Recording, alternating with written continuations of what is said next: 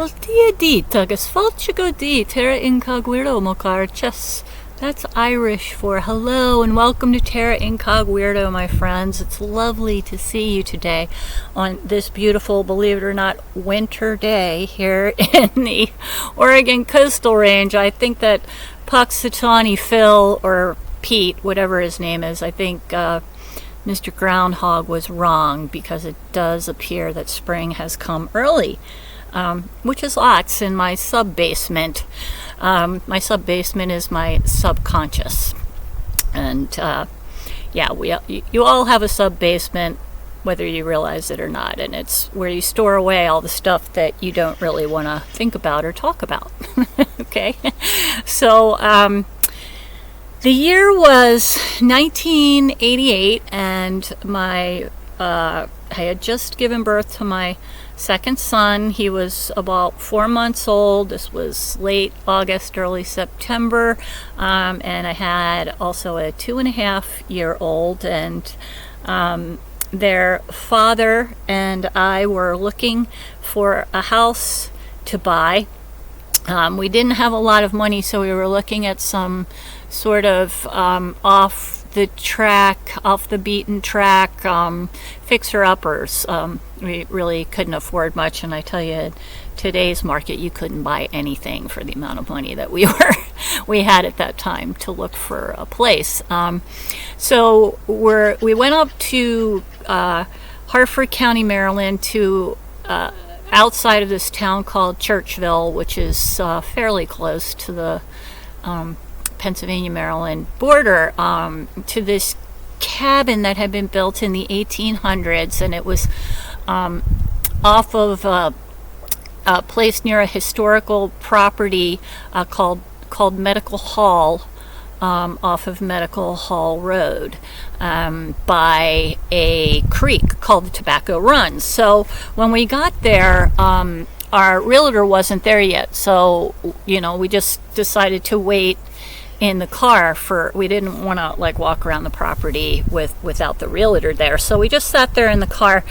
And the first thing that you noticed was, and my husband was very excited about this, because even though the cabin was not in good shape, the property was amazing, and as a forestry graduate, he was very excited about the proliferation of trees and flowering bushes and flower beds and vegetable gardens and fruit trees, and everything was in bloom, and it was absolutely stunning, just a rainbow of color all across this property. And it was everything was growing up and had been untended for so long. It's like you could see the house, but it was kind of hard to see it through this crazy profusion of beautiful flowers, and the smell was just like wrapping you up in this amazing floral bouquet.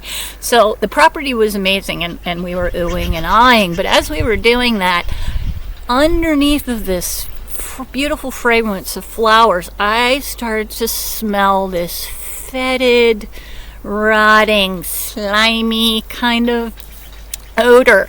So it was coming from through the driver's side window, as the land kind of sloped down towards the creek over there, towards Tobacco Run, and you could see that the creek had flooded a few times and killed a bunch of trees that were in between the road and the actual creek bed, because there's a bunch of dead, broken off trees kind of between us and where you could see the glitter of the stream running past. And as I'm smelling this, and it's getting stronger and stronger, even though the flower smell is layered over top of it, I'm leaning over through the side window, and as I do, two things happen at the same time. I start to hear this voice inside of my head telling me, or trying to prompt me to do terrible things, and at the same time I defocus my eyes and I look up Like, I had to, like, lean over and look out the window, and I look up and I can see the form of this water elemental sitting over top of the swamp, and I knew immediately this, between the smell and the whispering voice trying to get me to do terrible things and this sort of moving particulate cloud, I knew immediately it was an elemental. And that's why I brought you that other video about water elemental, so you could understand how it was that I was able to identify the fact that there was a water elemental sitting right there next to the property. So strike one. There's a water elemental. No bueno. Strike two is that the cabin was listing to port. It was like literally leaning to port. And I don't know if this is a strike or not, but it seemed to have a sod roof, which was unheard of. I've never seen a house with a sod roof in Maryland. It was either that or it was the roof was so old that moss had completely grown over the roof because the roof was green. So as I'm turning my head from identifying this water elemental, okay, and I'm starting to turn my head, and my husband is chattering in my ear about all of the beautiful plants and trees, and he's like identifying what he knows. My peripheral vision caught movement in that front porch that was screened in front porch, and I turned to look, and I had to squint, and what I saw made me jump out of my skin. There was some ancient person glacially rocking in a rocking chair in the very back of the porch up against the house, back in the shadows, and they were moving so slowly. It was like their head was down here, and their shoulders were above the level of their ears, and you could, like, they had glasses, and the glasses were down.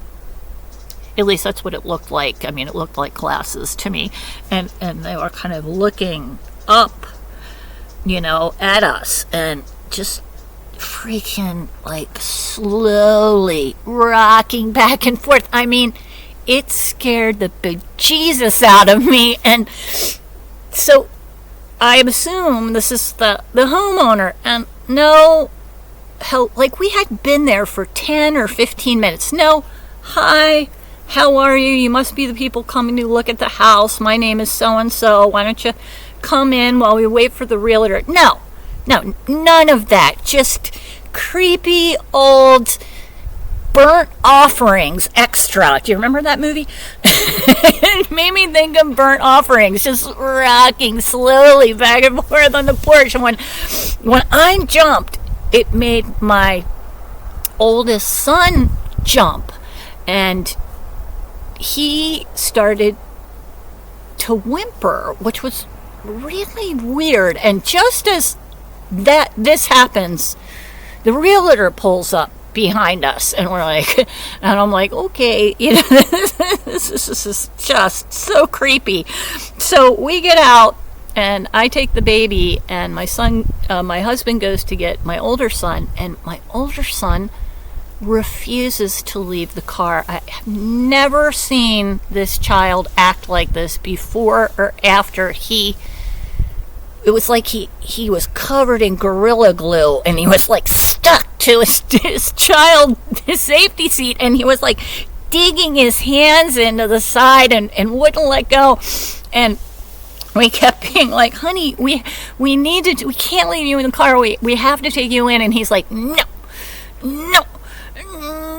And it was just so weird, because my oldest son was just such a beatific, just chill baby, and we had never had any kind of problem with him at all. And my husband and I are looking at each other like, wow, this is like, gosh, this is really freaking weird. So in the end, we had to like bribe him with like ice cream we'll go get ice cream afterwards to get him to let go so we could get him out of the car seat. So in my mind, because both of my children were as children and still are extremely psychic, whether they care to do anything with it or not, it was just the fact of the matter.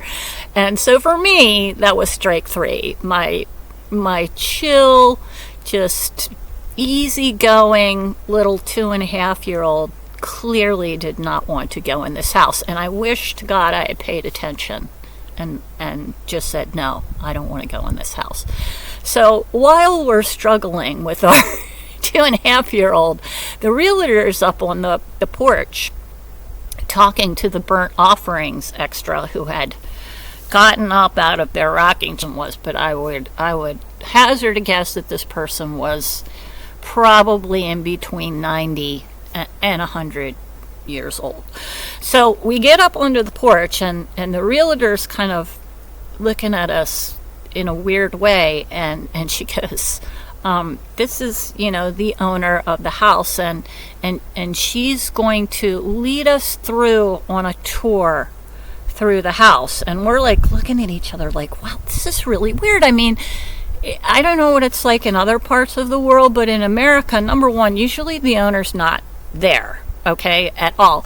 And number two, they don't lead you on a tour through the house, okay? It was just really strange. So we follow her, she's like leaning on her cane, and we follow her into the house, and there's this long there's a central hall with two or three doors and or openings on either side, and it goes straight down the center to what appeared to be the kitchen in the back. And there was a back door, and there were windows in there, but they were all boarded up.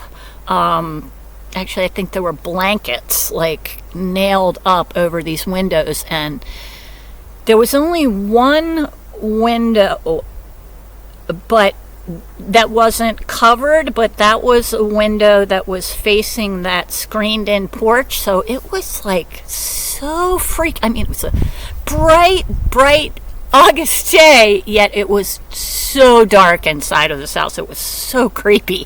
So we go in, and there's only one door open over on the left, and you go into this, she leads us into this room, and she says to us, this is the receiving parlor. And I'm like, oh my God, how old is this woman that she uses a phrase like receiving parlor?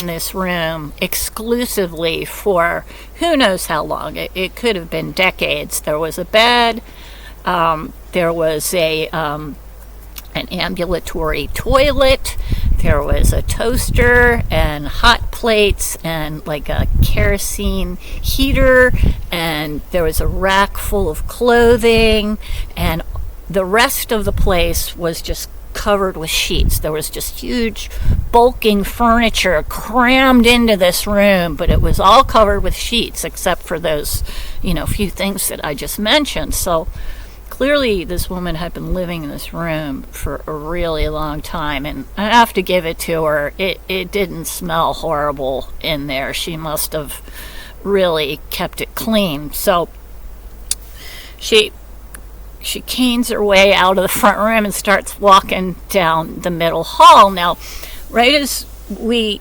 turn to go down the hall, there's another door directly across from the reception parlor, and the realtor leans over and tries the door handle, and it doesn't work, and old burnt offering says, that's the music room, and it's boarded up. And we're like, okay, clearly. She's like, nobody uses it anymore. And we're like, all right. So she's like taking us down. She's walking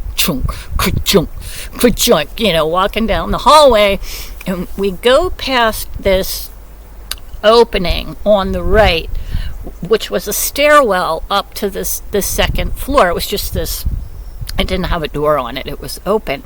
And as she goes past it, she just kind of like gestures with her chin. She goes, "The bedrooms are up there, but I haven't been able to use the steps for years and years. I haven't been up there in decades."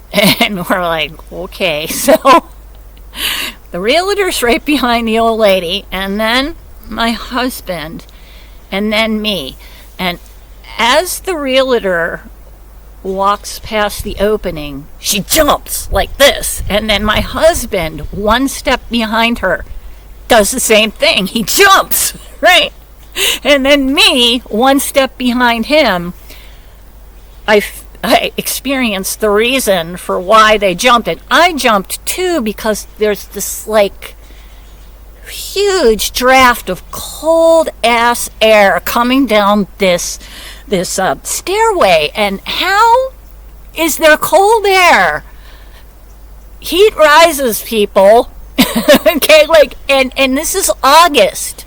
It was probably baking up there. There wouldn't have been any cold air to be coming down, the stairway. And so realtor jumps, husband jumps, I jump, and my son is my husband's holding him, and he's staring at me, and he's got his hands dug into my husband's shoulders, and he's staring at me, and he's just like telegraphing, like frantic, like, get me out of here kind of look. And I'm like, oh my God. I was ready to turn around, but we were like, I could tell we were almost done. And so I was like, all right, just a couple more minutes. And I just was like, it's okay, honey. We'll be out in a minute. Okay. And so, she gets near to the end of the hall, and there's one more locked door, and she goes, "That's the bathroom, but it hasn't worked since 1950. We're like, well, okay, of course, why would it? Everything else is closed up and non-working in this house, so why would the bathroom work?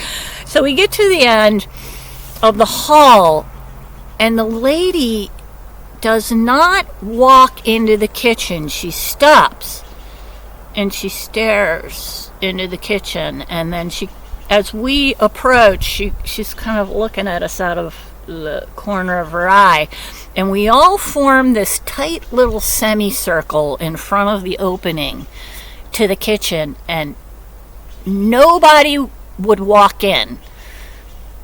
Old burnt offerings wouldn't go in, and because this was a follow the leader kind of situation, nobody went past her and walked into that kitchen. We all just stood there and looked at it, and that room had the most ominous feeling. I have very rarely experienced such palpable distress in a room, okay?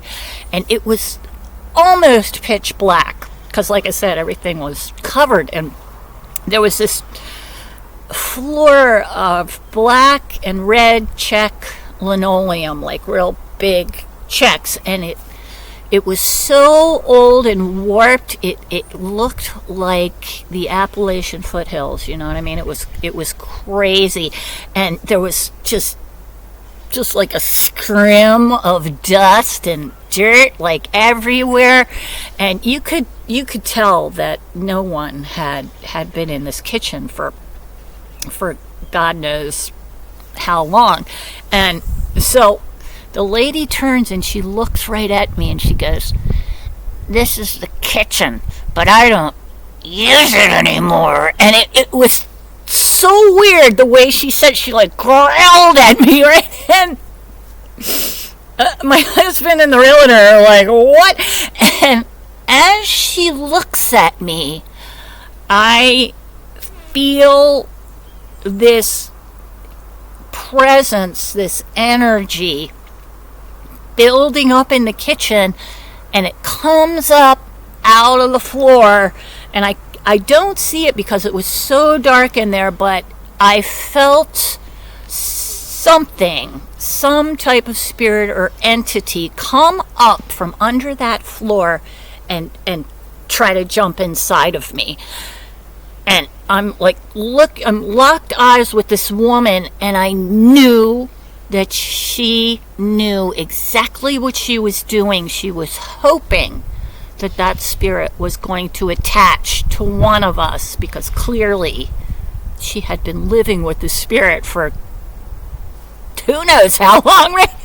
So the spirit, whatever it is trying to possess me. And I flipped out. I snapped, and I was like, gotta feed the baby, gotta go outside. And I'm like grabbing my husband, I'm like, we gotta go outside now. And the realtor is like, has this look on her face like, what the H is going on? But old Burnt Offerings, man, she knew what was going on. And I grabbed my husband, I tore out of the house, like almost at a run. I go flying out of the house and off the porch. And I'm looking around like a freebie, but what I'm doing is I'm reciting every expulsion prayer, every protection prayer that I know. I'm doing everything that I can to dislodge the spirit that is sinking. I can feel it burrowing further and further down into me. And I tell you, I am freaking, but not trying to sensitive that I knew he could. He didn't want to go in the house. We should have listened to him, but I didn't want to freak him out more than he was already freaked out by being in there. But it was like the second we got out of the house, my son kind of returned to normal. So as I'm trying to feed my youngest son while I'm silently trying to get a spirit to eject from my body,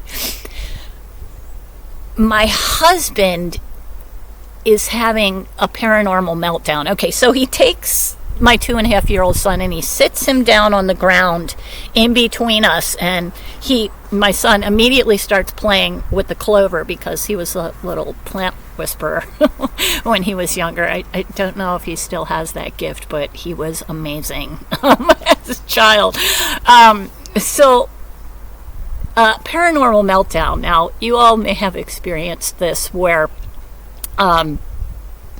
when you experience something paranormal, it causes you to laugh hysterically, and like your eyes start to water, like you're gonna cry, but you're laugh crying, you're just kind of like nervously like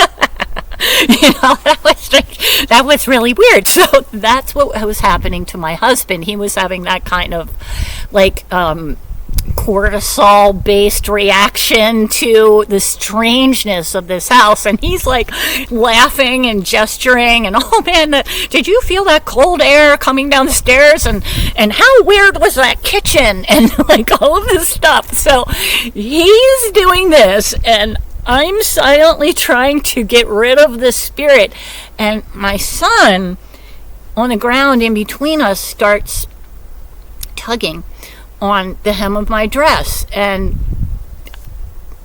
I was so distracted at that moment, trying desperately to get rid of the spirit as I felt it like burrow further and further into me, that I did not respond to him immediately. And so my son switches to my husband and starts to tug on the bottom of his jeans, and my husband is so preoccupied with his hysterical paranormal meltdown that he does not immediately respond to him. So my son tugs on my dress one more time and says, "Mommy," and then he tugs on my husband's blue jeans and says, "Daddy."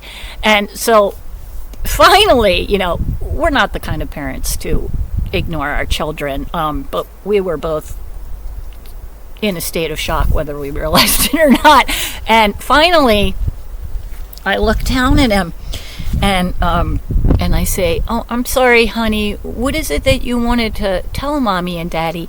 And my beautiful, beatific little 2.5-year-old with his curly brown hair and his big blue eyes. He looks up at us and he says, Mommy, Daddy, she's dead beneath the floor. Oh my God. Incogweirdos. I would like to say that I nearly shit myself, as I actually pissed my pants. Right.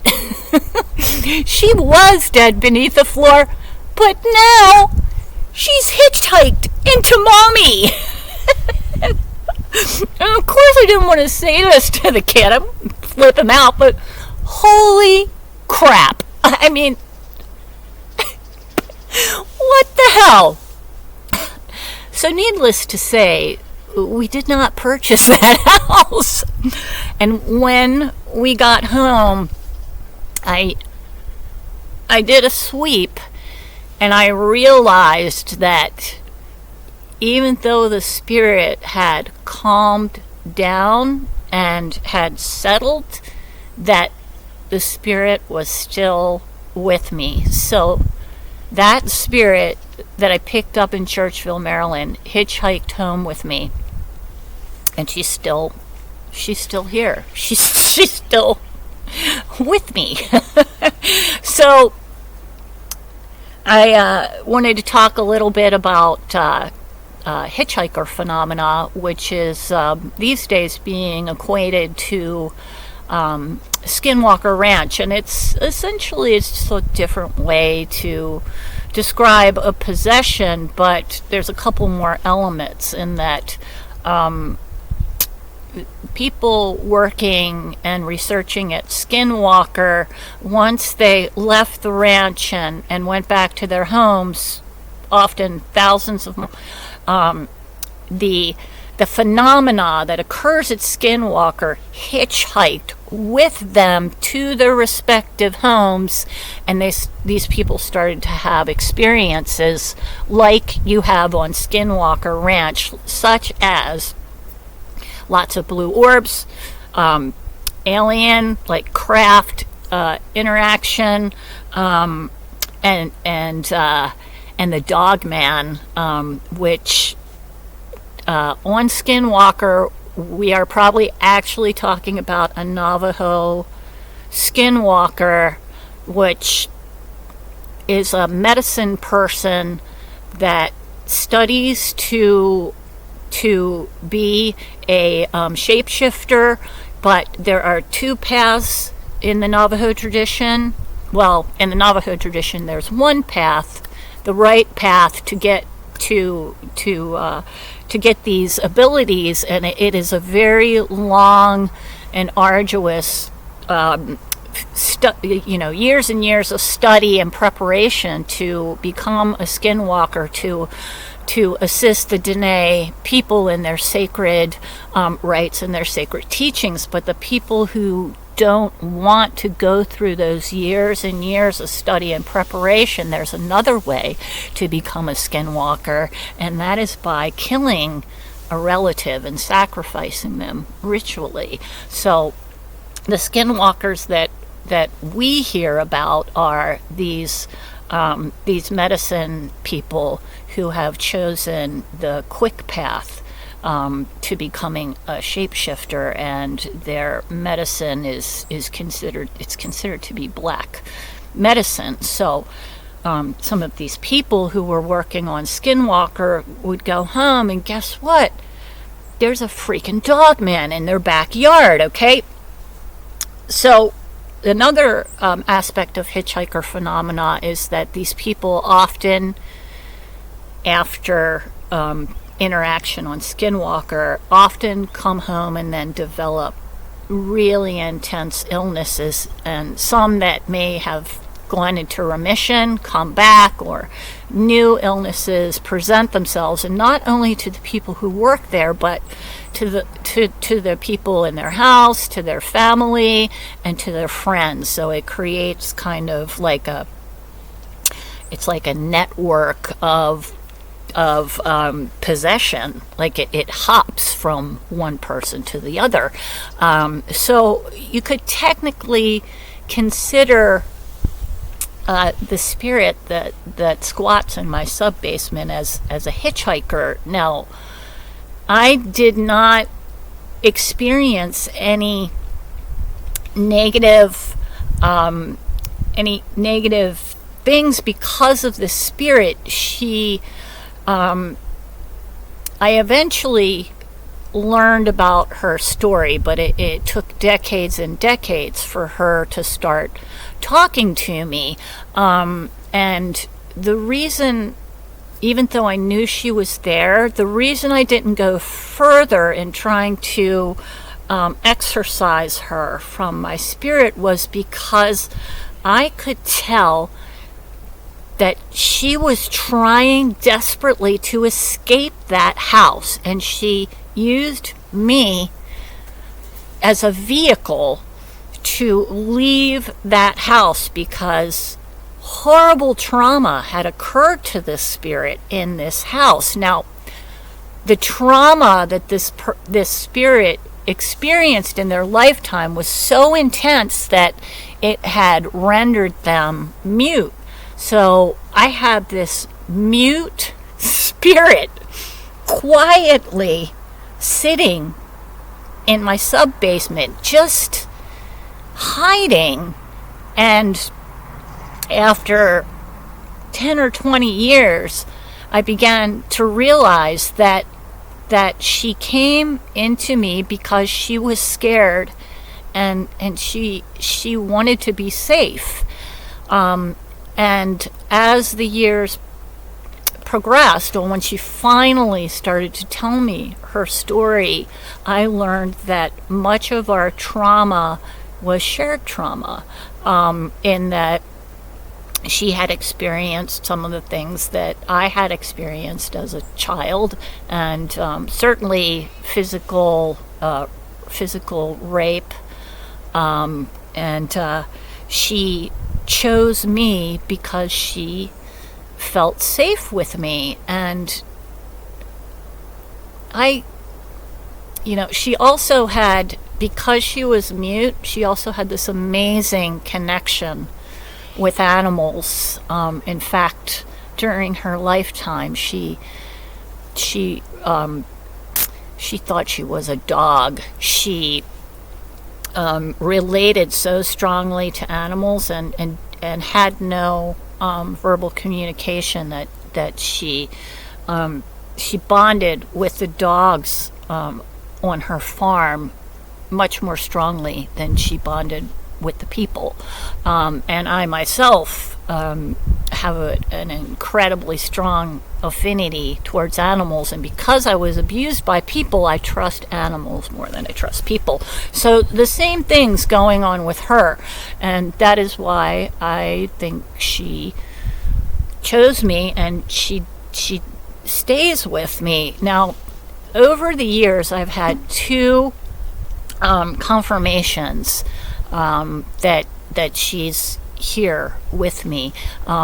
In like the early 2000s, I ended up meeting the amazing artist Hobart Brown at his gallery in Ferndale, California. Hobart, just a beautiful soul. God bless you, Hobart. Amazing guy. The founder of the kinetic sculpture race, if you've ever heard of that. So we were sitting outside of his gallery with a few people, and he and I were just talking a little bit about the psychic stuff, and I was like, yeah, I hear you've got quite a bit of the gift, and he he was such a cute little guy with really bright blue eyes, and he leans in and he looks at me, kind of squints one eye, and he looks at my eyes and he goes, yeah, there's at least two people in there. It was like, yep. That is so correct. And then I guess at about 10-15 years later, her name is Esme, which I found out later, but she started to stir, okay, and she started to tell me little parts of her story. Like, just she would give me visuals of things, and she showed me, that she was mute. She showed me that she was raped many times by her neighbor, and she showed me that she mostly kept, even though she could walk on 2 feet, she mostly kept to 4, like down on her hands and knees, and lived most of her life like a dog, and with the coonhounds that her family owned. As she had just started talking to me, I decided I wanted to see if I could get confirmation from another source. So I have a cousin who is also a Reiki master. So I called her up one day and I just asked her if she would scan me, and I didn't tell her why. I didn't give her any reason. And she comes back and she's like, "Did you know that you have a spirit in your subconscious?" Swear to God, people. Swear to God, Incogweirdos. She picked her up immediately, and I was like, yeah. That's why I asked you. I wanted to see if you could sense her. And she's like, wow, she's really chill. But do you want her to leave? And I was like, no, let's leave her alone. She's, and my cousin's like, she's traumatized. I'm like, yeah. That's why she's with me, because we share the same trauma and she feels safe, and I don't want to kick her out because that wouldn't be compassionate. I don't want to do that to her. So about a couple months later, I'm telling the story that I just told you to this lovely young newly married couple, and I'm at a party and I'm telling them the story, and as I'm telling them the story, Esme decided that it was time to give it all, the whole story to me. So she kind of like serves it up to me on a platter. Like, as I'm telling these people the story, her entire story just explodes in my brain. Just as like this download of information. I feel so bad for those people because I was just like, having complete autistic meltdown. I'm like, oh my God, and this is how she got beneath the floor, and this is the guy that raped her, and this is why she thought she was a dog. It's like all of these things.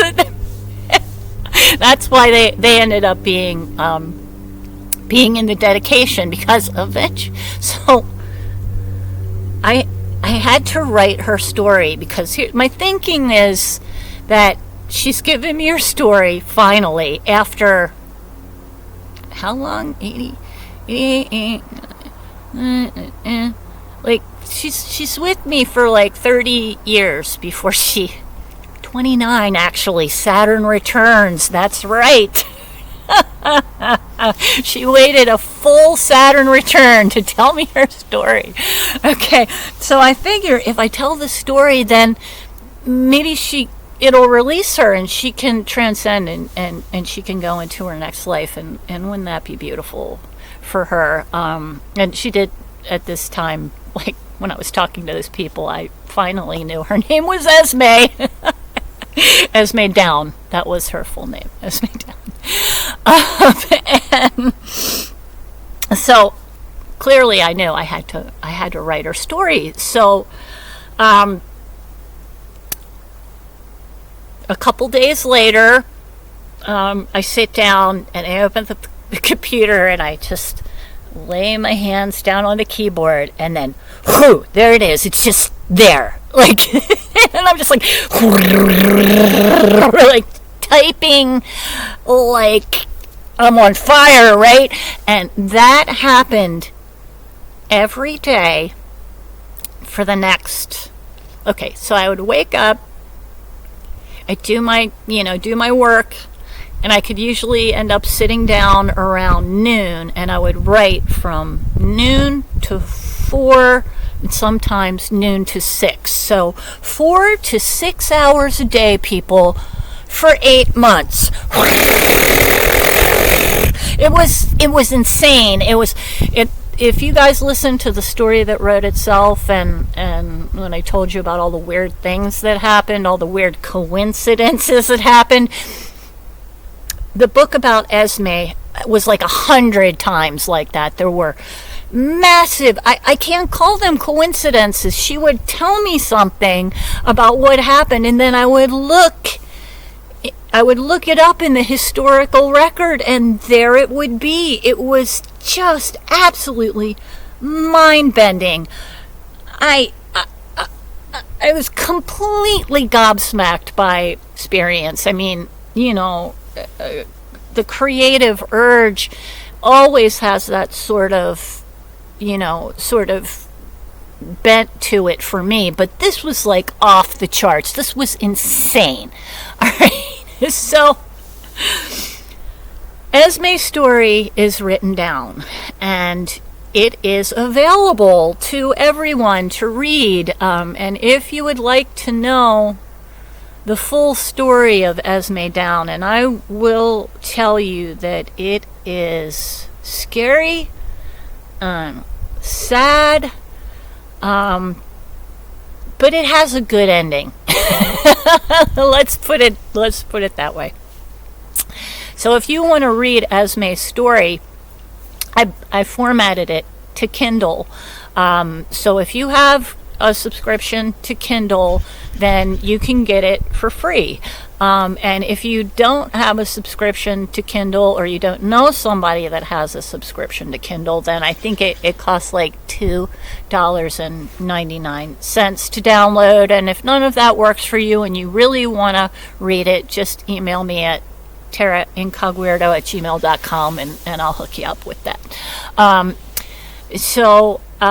Yeah. That's the story of the spirit that squats in my sub-basement, and that is in the present tense, because Esme did not leave after I told her story. I think she feels safe with me, and I certainly have no problem with her. She's a sweetie, and she loves animals as much as I do, and I guess, you know, it might seem a little strange to some of you, or all of you, that I am technically possessed, and I just don't care.